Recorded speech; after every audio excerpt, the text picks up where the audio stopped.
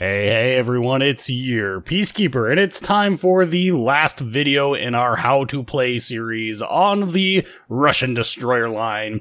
This is the Tier 10 Grozovoi class of destroyers. In terms of history, well, it's yet another paper ship in a long line of paper ships, and about the best I can tell you is basically what it says up here for the description, that it was part of the P40N or Project 40N destroyer designs. I don't know if that's the Project 40 designs that eventually gave us Khabarovsk, or if that is a different one. I don't know. There's no real information about the ship anywhere. I can't even find it on the Russian Wikipedia page, which is mildly surprising given things. Maybe I didn't look hard enough. I don't know. So with this, we're gonna do things a little out of order because I want to spend some time talking about how the ship plays in game. But in order to qualify all of that, I want to talk about it from the standpoint of its stats and its upgrades and the reasons why I feel the way I do. So let's look at the stats first. He has 20,900 hit points, up to 25 millimeters of armor. The main battery consists of 3 dual 130 millimeter 58 caliber SM-2-1 guns with a 13.2 kilometer firing range. That's going to be with advanced firing training. The 3.2 second reload time, 114 meters of dispersion, 11.5 second 180 degree turn time. 9% fire chance, 1,800 HE shell damage, 2,600 AP shell damage, and the usual 950 meters per second laser beams that we come to know and love. The torpedoes are 2 quintuple torpedoes. They are mounted in the center line of the ship, and they are 10 kilometer range, 65 knot top speed, 14,600 damage, 1.3 kilometer detection range, and 129 second reload time. In terms of anti-aircraft, you have 2 quad 25 millimeter guns, 4 quad 45 millimeter guns, and those 3 dual 130 millimeter guns that act as part of your anti-aircraft suite. Now, fully kitted out for AA, this ship is boasting an impressive 7.5 kilometer max range on those dual purpose guns. It steps down to 5.1 kilometers and then 4.4 kilometers. And while the numbers themselves don't seem particularly interesting, it should be noted that Grozovoi has access to the defensive fire consumable, and fully spec'd out for AA, this ship is nothing short of insane. Unfortunately, I don't have a battle video to show that because Tier 10, no carriers. Shocking.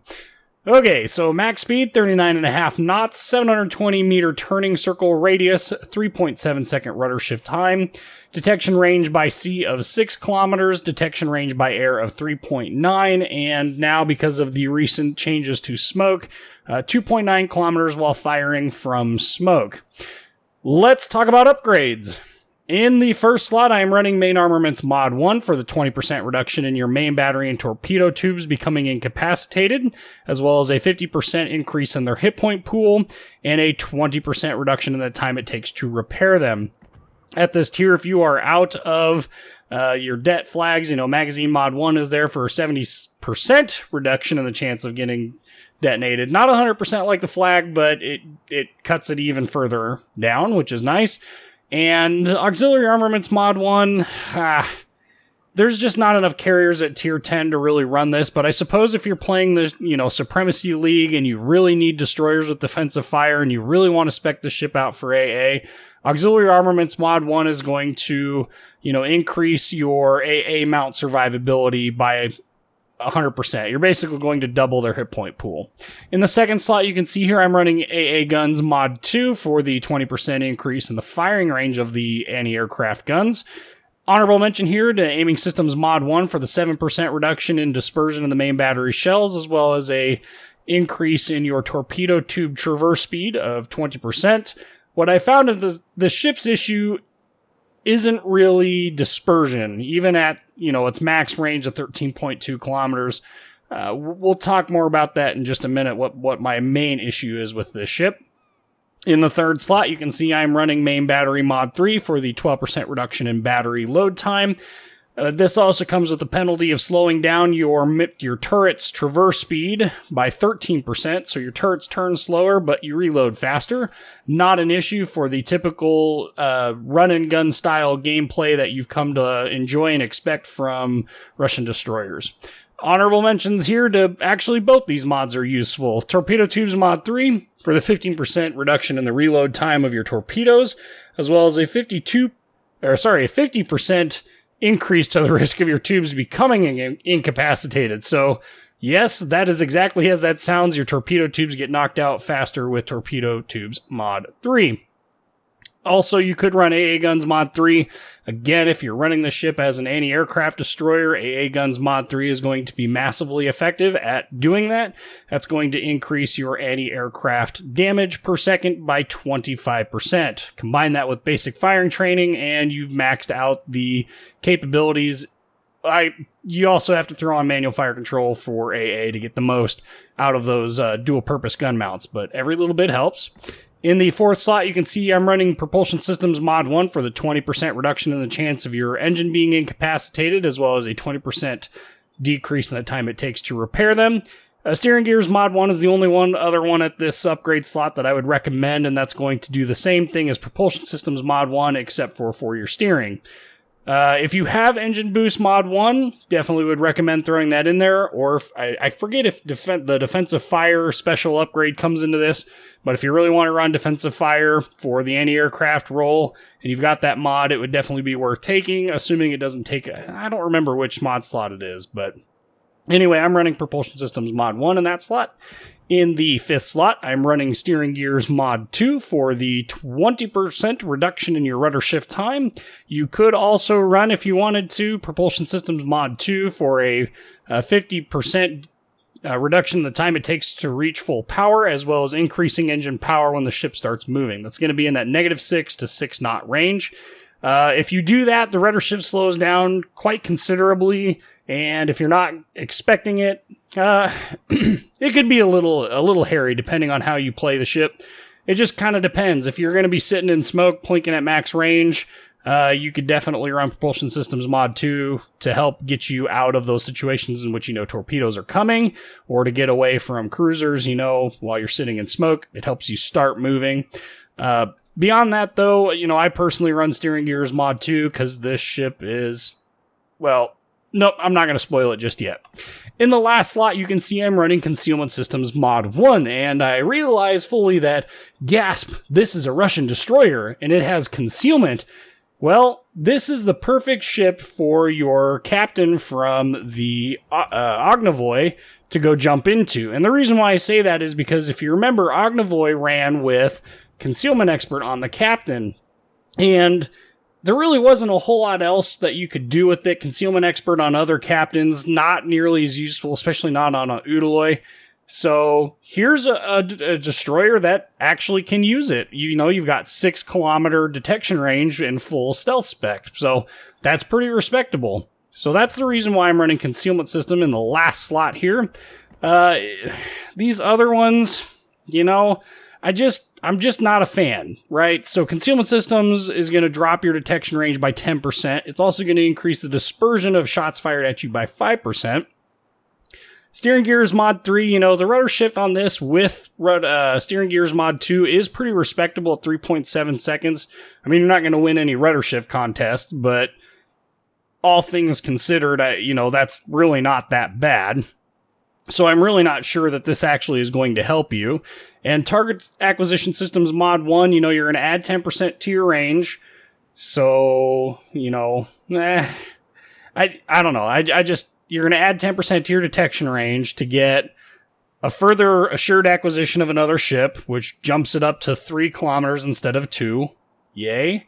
20% increase in the spotting range, which is that gray cone. Really not all that useful. And 20% acquisition range to the acquisition range of torpedoes.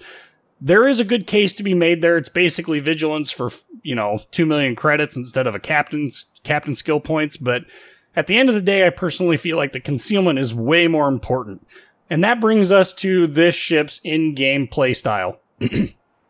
I don't know how to say this politely, but for a Tier 10 destroyer, this ship is garbage. I cannot stand this ship. In fact, we'll call it 15 years.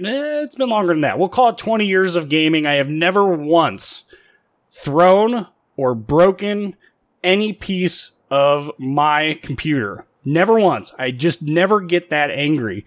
This ship is the exception. And I broke a headset playing this, and I broke a monitor playing this. Granted, it happened at the same time. And I'm a little embarrassed to say that and admit that.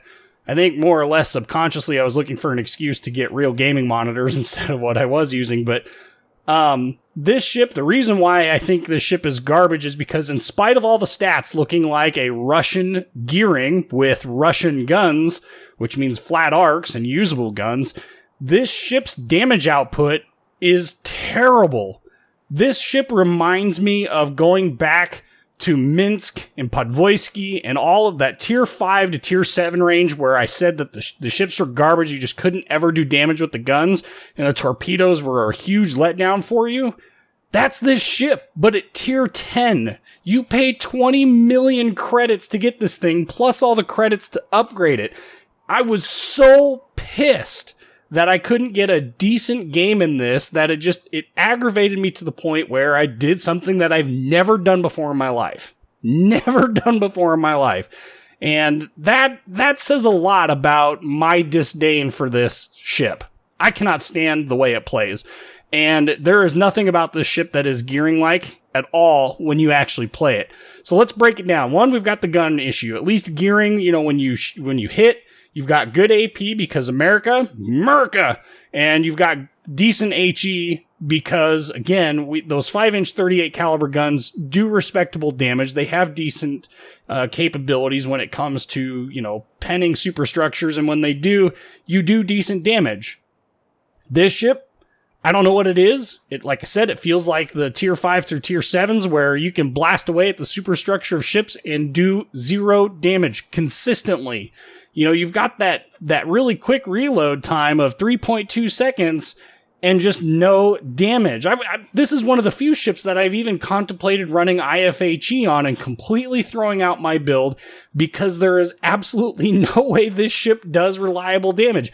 I don't know what it is about this ship because nothing has changed between Grozovoi and Khabarovsk. When it comes to, shell penetration, I'm pretty sure the main battery shells do the same exact damage at 1800. Okay, Khabarovsk has a different shell. It does 1900 damage. Either way, it's annoying and it's frustrating. I don't get it. Then comes in the main battery firing range, 13.2 kilometers. Well, that's not too bad. That's pretty good. The ship has way more ability to use more range. And we don't have the option of getting more range through upgrades, so we're stuck at 13.2 as the furthest we can shoot. That's only marginally better than a Fletcher, which is at 12.9 without advanced firing training or the range module, because if I remember correctly, Fletcher can take it. What the heck? Okay, so that's the gun part of this ship. What about the torpedoes? 10K, 65 knots. Sure, they don't do a whole lot of damage at 14,600, and they got a pretty decent 1.3 kilometer detection range, but they seem to take forever to get where they're going, and which is weird because at 65 knots, you would think that it would be pretty decent in that regard, but I don't know. They seem to take forever to get there, and then when they do, if you hit with them, 14,600 damage against battleships or cruisers that are sporting, 30% plus damage reduction. You're doing like 12, 11K, 10K on some battleships, or even less. That's like aircraft drop torpedo damage. So you can't even rely on the torpedoes as backup to that. Sure, they go 10K and you've got, 6 kilometer detection range, which is pretty dang good. So what is the ship's strong suit then? I don't know. Switching to AP doesn't help with the main battery. There's nothing you can really do to the torpedoes to make them do more damage. We can make them move quicker. Not that moving 70 knots is going to help them when you cut 2K range off of it. I just don't know. So that leaves this with what is this ship's capabilities? Well, for one, it's fast. And I'm sure if you threw on all of the HE damage flags, so both the fire flags plus the demo expert on the captain, you can probably salvage, the guns on this thing and just start fires all day long. But the problem is this ship is massive. I mean, okay, so here's Grozovoi. Here's Haberovsk, which is big, which is basically the same size. I mean, it's a little bit lower hull profile. Let's go look at the other one that this will get compared to all the time. Here's Gearing. Gearing is a huge destroyer for what it is, and even it is dwarfed by the size of Grozovoi. So you've got big ship. It eats AP damage like crazy, just like Haberovsk and just like Gearing does. And it has that 720 meter turning radius, which, you know, would be great if this was a battleship.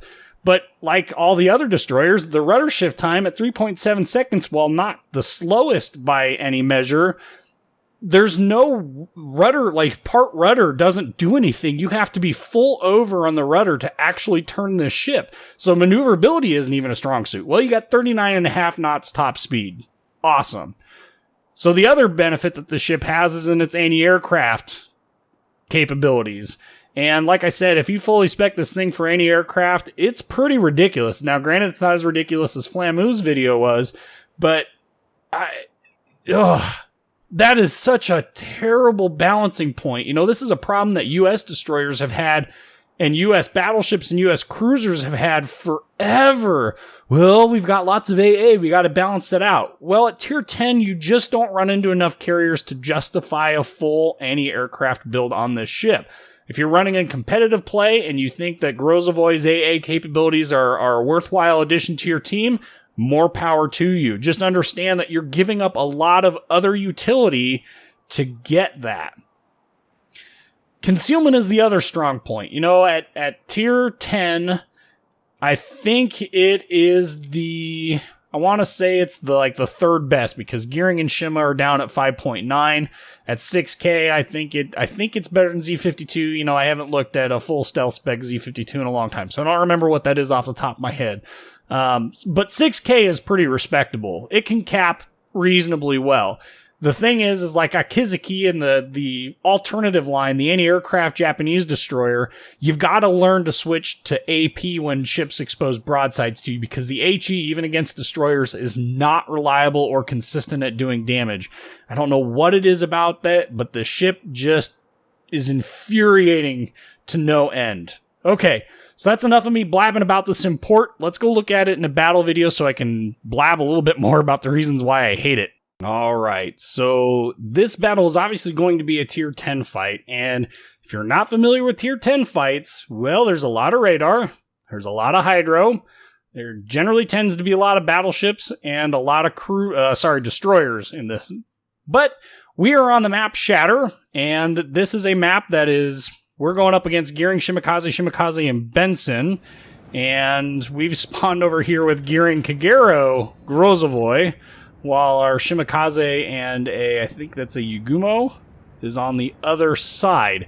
So that means they have the cruiser advantage. There are pluses and minuses to that. This map is also the 3 capture modes, so we need to be cognizant of, you know, capping. For 1, we need to make sure that we have enough points, and 2, we need to pay attention to all the avenues of approach.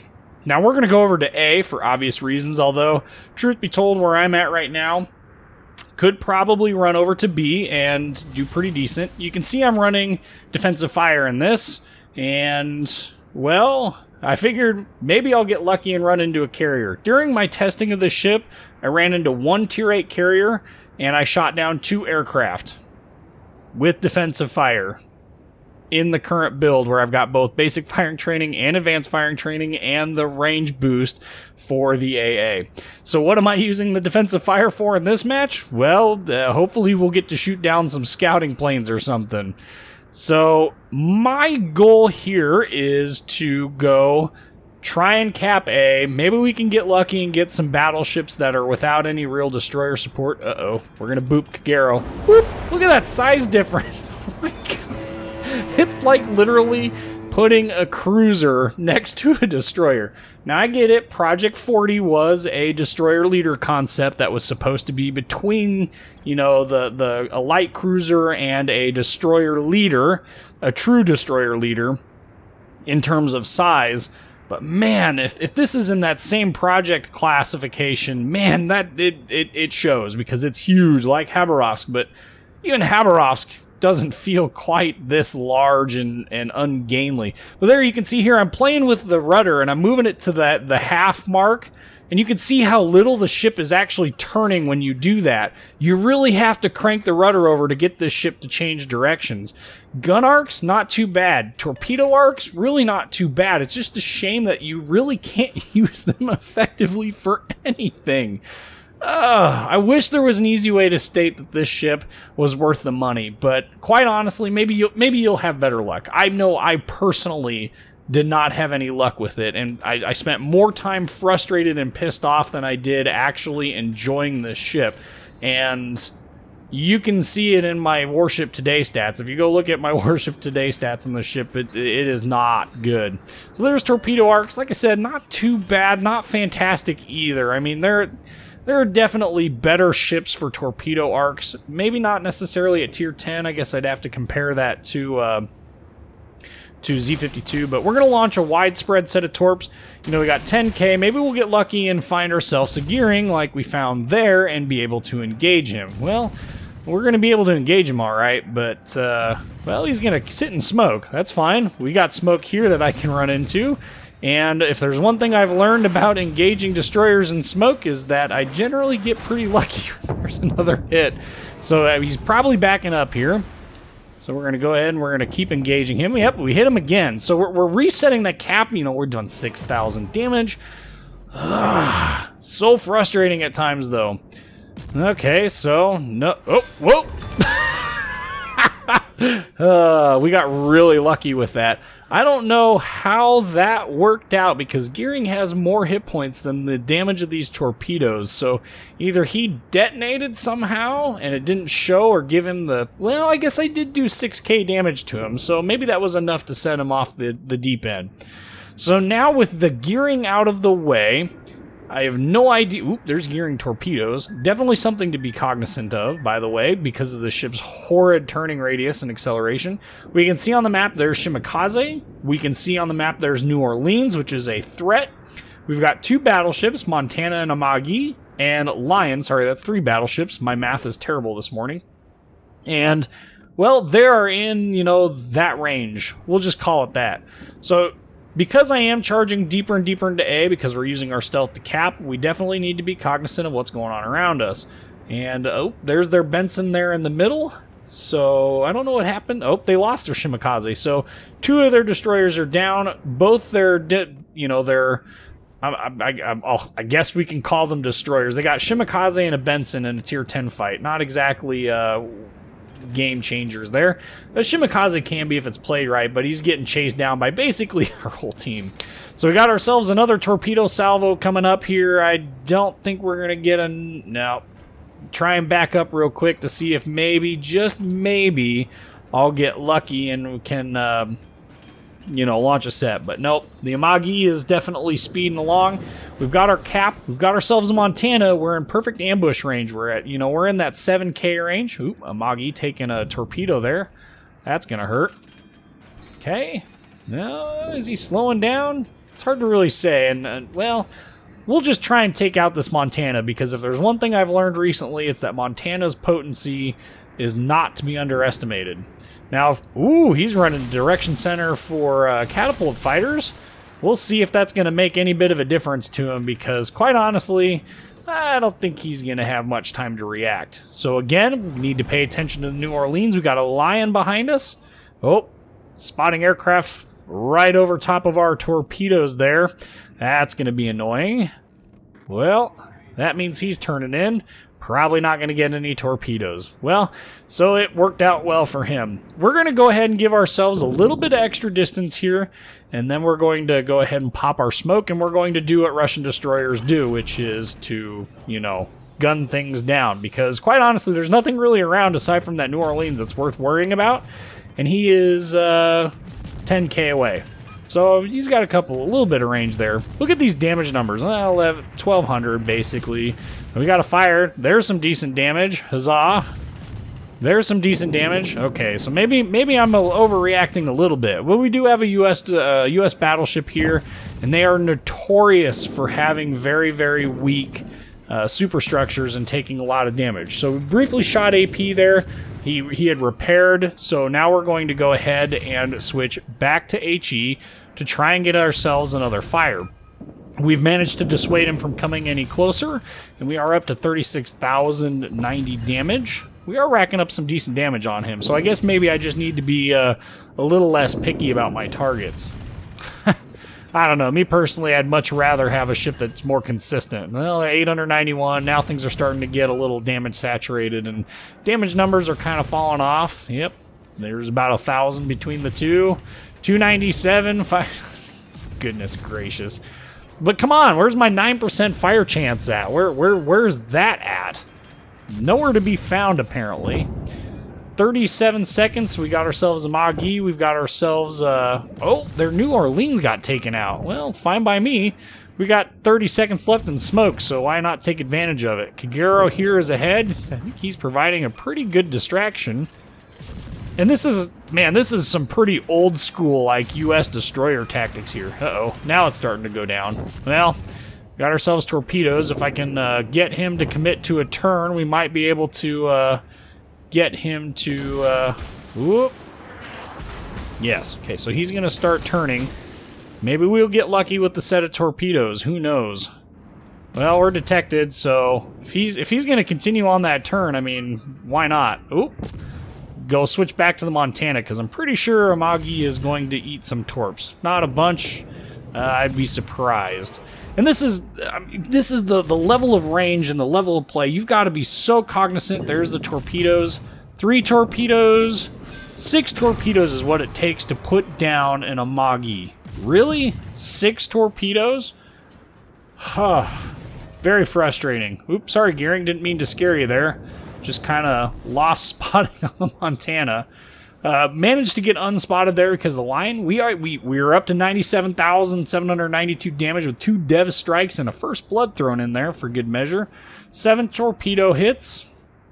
Okay, Montana is back out of the smoke.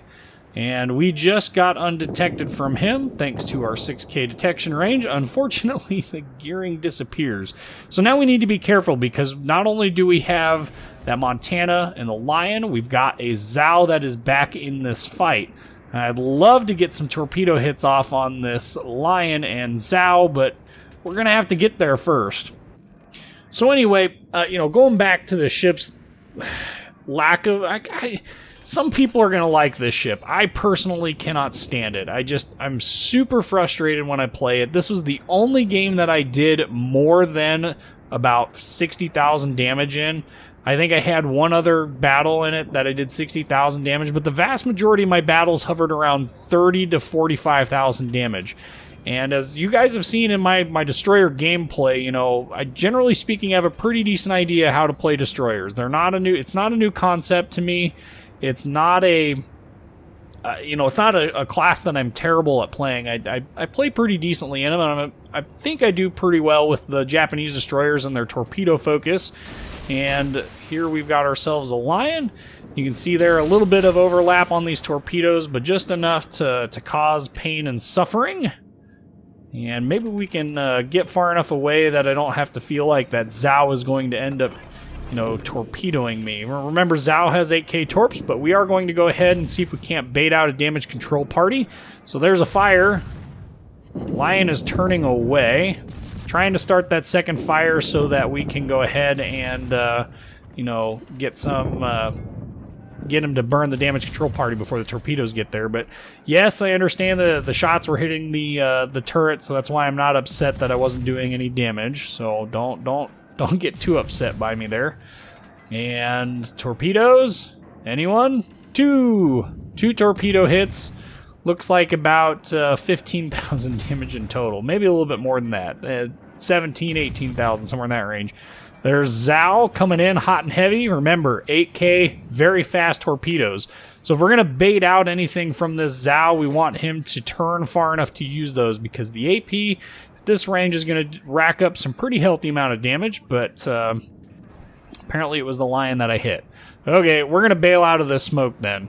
And we're going to bail out of it in such a way that, okay, we're detected briefly by the aircraft because he's close. We're not going to shoot anything just yet. We're going to do some wiggling and waggling. There goes, a quarter of your hit points because lol zow. Turning the other way, keeping the smoke between us, putting some distance on, and trying to avoid getting his torpedoes. Up to that 118,546 damage. And Zhao is coming hot and heavy. Okay, so we're again detected by the aircraft. Remember, I think it's about 3.9 is the detection range. But just enough wiggle. Yeah, not really a whole lot of zigzagging going on here, but just enough. Oh, I wish the Zhao would have been going just a little bit quicker. Could have gotten him to eat another torpedo set, but he's running the direction center for catapult aircraft, and that's helping him out a lot. But he makes I'm going to call it a pretty fatal mistake. He ends up going broadside, but he's thoroughly distracted on what he can shoot. We're going to try our best to rack up some damage here, get some speed. Oop. Yep, okay, so we managed to kill him. Whew. 3 kills, 126,000 damage. And I'm painting this ship in a pretty good light, but this is the level of commitment you have to make to really doing the most amount of damage that you possibly can in this. So now let's go see if we can't shoot down some spotting aircraft. He's hovering around in our AA for quite a while here. I feel kind of like the Monty Python scene. There he goes. Well, in the intermission when they're crossing the bridge in Holy Grail. Anyway, so at this point we have a couple of options. All we have left is this run and Shimakaze. Shimakaze's dealing with our Shimakaze, probably going to die eventually. And this run is literally all that we have left to deal with. It's a cruiser. It's a German cruiser. We are low on hit points, and it is 16k out. Gotta be very cautious with how we approach this. And you've seen that really what happened was I quickly capped A, while the rest of our team kind of pushed into C and B and kind of overwhelmed them there. And so I capped A, and then I bailed immediately. And that's because I just don't trust this ship's damage-dealing capabilities enough to feel comfortable in really aggressively pushing a cap like you would in, say, a gearing. So we're going to go ahead and pop smoke again, and this time we are going to use what we can. Oh, Ron eats a torpedo there from, I think that was our Kagero over there. It was a good torpedo salvo. Switching to HE because he just burned that damage control party. You can see they're doing about 1,100 damage with, the fire. Okay, so now we're going to be doing fire damage, and he's not going to be able to do anything about that. Going to go ahead and launch a set of torpedoes. 937 points to go, so we got to rack up as much damage as we possibly can. Maybe get a kill in here. That'd be awesome. Get 4 kills on this, but overall, just I don't know what to tell you guys. It just the whole thing just doesn't feel very capable to me. I grow really frustrated with it. Maybe I just need to sit down and play it when calmer heads can prevail. I don't know. There's Confederate. Got ourselves another fire. Can we get another kill? No, it gets taken from us at the last minute. Overall, just not a fan of the way this ship plays. This was the one good game that I had, and it's kind of like those other ones. 139,119 damage, 1 cap point, 3 sinks, 3 fires with 9% fire chance. Right. 2,230 base XP. You can see the vast majority of the damage that I did was with torpedoes, even though they're not that reliable. I had a couple of really good torpedo strikes, and that really helped out the damage numbers. Anyway, I'm your Peacekeeper. Like, comment, subscribe, and thank you for watching.